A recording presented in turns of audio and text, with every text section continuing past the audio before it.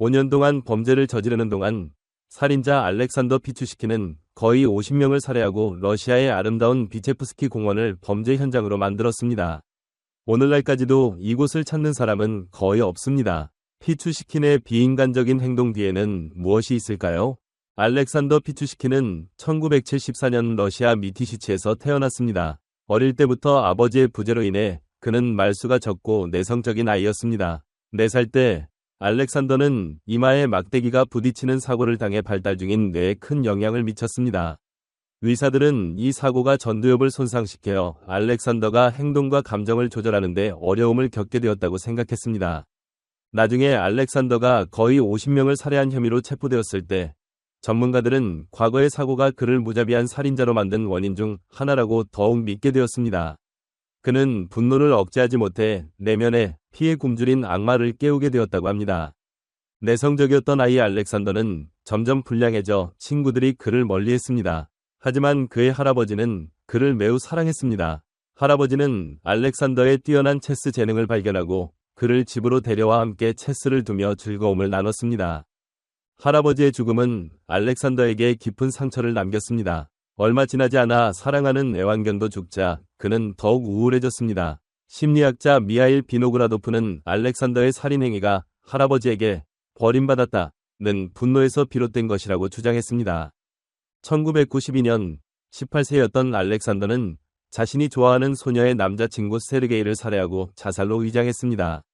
같은 해 7월 27일 그는 그부 미하일 오디추크도 살해했습니다. 피추시킨은 친구에게 자신이 생각한 위험한 게임인 살인 게임을 하자고 제안했습니다. 친구가 흥미를 보이지 않자 그는 오디추크를 살해했습니다. 오디추크가 실종된 후 모스크바 경찰은 조사를 시작했습니다. 목격자의 증언에 따르면 오디추크는 마지막으로 피추시킨과 함께 공원으로 걸어가는 모습이 목격되었습니다. 피추시킨은 7월 30일 어머니의 집에서 체포되어 모스크바 경찰서로 이송되었습니다. 실종 당일의 행적을 묻는 질문에 그는 오디추크를 만났지만 공원에서 무사히 보냈다고 주장했습니다. 증거가 없어 피추시킨은 풀려났습니다. 피추시킨은 수년간 살인을 멈췄다가 1996년 러시아가 사형 집행을 중단하자 살인에 대한 관심이 다시 생겼습니다. 2001년에 들어서야 알렉산더는 러시아를 공포에 빠뜨린 연쇄 살인마가 되었습니다. 당시 알렉산더는 슈퍼마켓에서 짐을 나르는 직원으로 알려졌습니다. 동료들의 눈에 그는 말수가 적고 약간 이상하지만 위험해 보이지는 않았습니다. 알렉산더는 러시아 모스크바에 있는 비체프스키 공원에서 나무 그늘 아래 앉아 체스를 즐겨두곤 했습니다. 가끔은 새로 사귄 친구들을 불러 보드카를 즐기며 체스를 두기도 했습니다. 술이 취한 피해자가 무방비 상태가 되면 알렉산더는 그의 가면을 벗고 무서운 악마로 변했습니다. 알렉산더의 주된 수법은 망치로 피해자의 머리를 내리쳐 죽인 후 시체를 하수구해버리는 것이었습니다. 그는 2001년부터 2006년까지 5년 동안 48명의 무고한 사람들을 그렇게 살해했습니다. 대부분의 피해자는 노숙자였지만 그 중에는 2명이 여성과 1명이 어린아이도 있었습니다. 알렉산더가 마지막으로 살해한 피해자는 그와 같은 슈퍼마켓에서 일하는 동료 마리나 모스칼레바였습니다.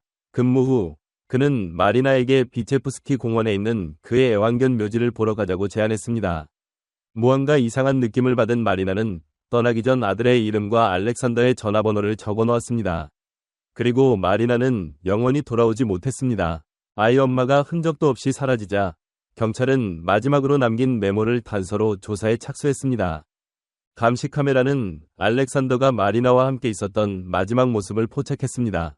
현장에서 발견된 지문도 알렉산더의 지문과 일치해 그는 도망칠 수 없었습니다.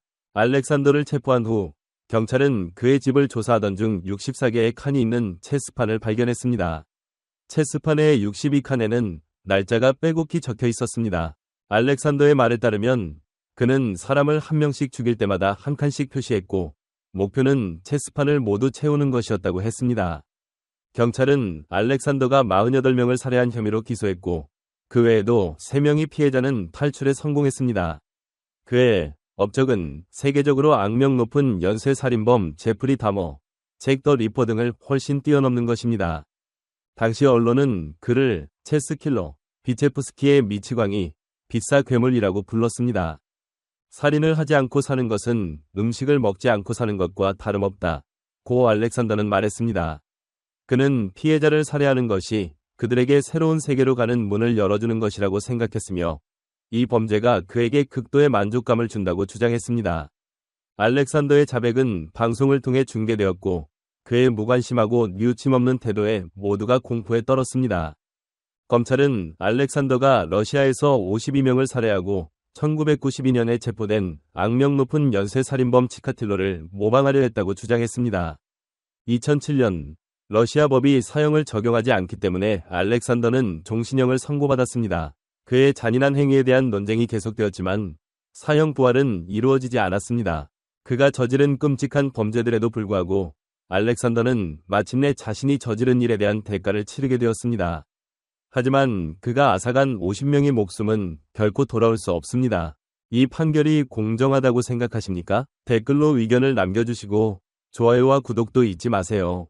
다음 비디오에서 뵙겠습니다. 2001년 2월 일본 경찰은 도쿄 남쪽 약 30마일 떨어진 아브라스보 해안의 한 동굴에서 예상치 못하게 한 여성의 시신이 조각난 채 발견되었습니다. 희생자는 일본에서 일하고 있던 전 영국 항공 승무원 루시 블랙맨으로 확인되었습니다. 이 불행한 젊은 여성에게 무슨 일이 일어났을까요? 오늘의 사건에서 그녀의 비극적인 이야기를 풀어봅시다. 루시 제인 블랙맨은 1978년 9월 1일 영국 켄트의 세븐옥스에서 태어났습니다. 그녀는 가족 중 3명이 형제자매 중 첫째였습니다. 루시의 아름다움, 지능, 그리고 유머 감각은 그녀가 영국 항공 승무원이 되는데 도움이 되었습니다. 어느 날 루시는 그녀의 절친한 친구 루이즈와 함께 일본으로 이주하기로 공동 결정을 내렸습니다. 두 사람은 90일 동안 유효한 관광 비자를 발급받고 2000년 5월 4일 일본에 도착했습니다. 루이즈의 설명에 따르면 비자 제한에도 불구하고 루시는 빚을 갚기 위해 도쿄에 번화한 로폰기 지역에 있는 활기찬 클럽 카사블랑카에서 호스티스로 일하게 되었습니다. 카사블랑카에서 루시의 호스티스의 일은 남성 고객들과 술을 마시고 대화를 나누는 것이었습니다. 키가 크고 서양의 금발머리로 독특한 외모를 지닌 루시는 일본 고객들의 주목을 쉽게 끌었습니다. 루시의 새 직업은 호스티스가 매달 여러 차례 도안 세션에 참여해야 한다는 의무가 있었습니다. 도안이란 클럽 고객이 클럽 외부에서 호스티스와 만나는 대가로 비용을 지불하는 유료 동행을 의미하며 보통 식사, 영화 관람, 대화를 위해 이루어집니다. 그러나 이 관행은 매춘이나 기타 심각한 문제로 이어질 수 있습니다.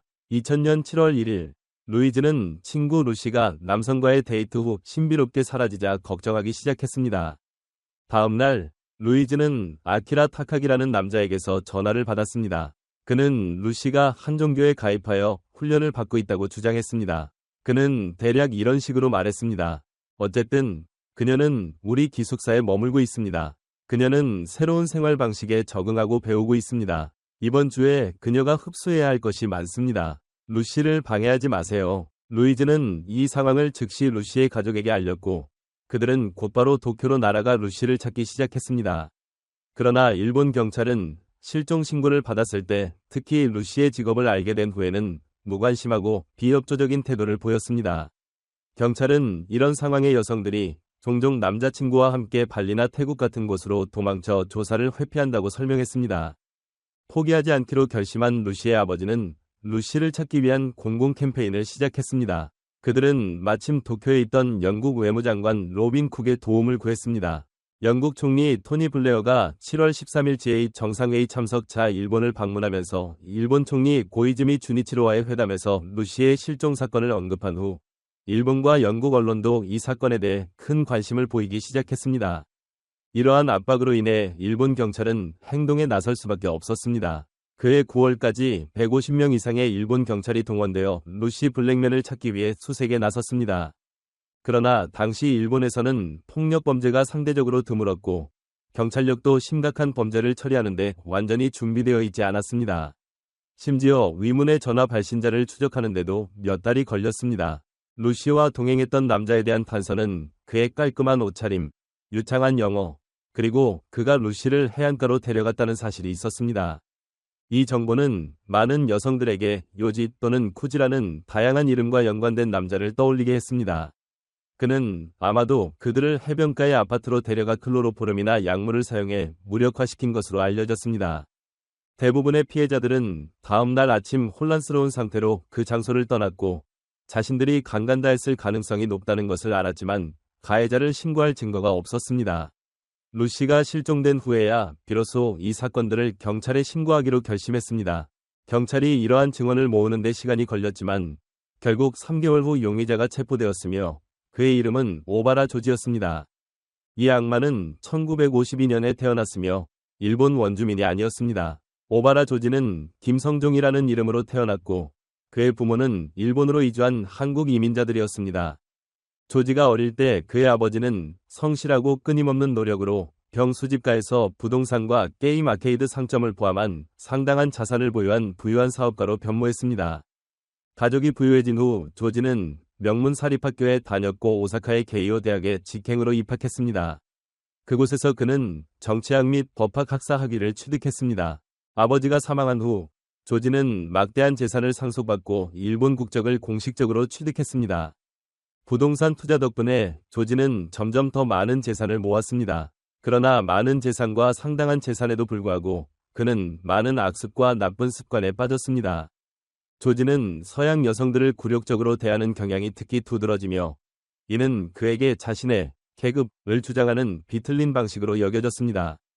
조지가 체포되었을 당시 그의 타락한 행위를 기록한 400개 이상의 테이프가 압수되었습니다.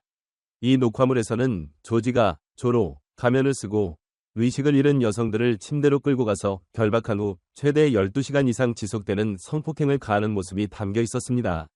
그러나 경찰은 루시와 관련된 어떠한 영상도 발견하지 못했습니다. 수사 과정에서 조지의 범죄를 상세히 기록한 노트도 발견되었습니다. 그는 자신의 행위를 정복 게임으로 묘사하며 여성들을 자신의 욕망을 충족시키기 위한 대상으로 여겼습니다.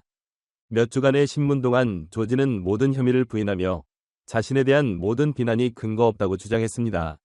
그럼에도 불구하고 가나가와에 있는 그의 고급 아파트 이웃들은 그가 인근 해변에서 콘크리트에 손을 묻히고 삽을 들고 돌아오는 것을 목격했다고 경찰에 알렸습니다. 이것이 경찰이 루시 블랙맨을 찾는 데 도움이 될 중요한 단서일까요?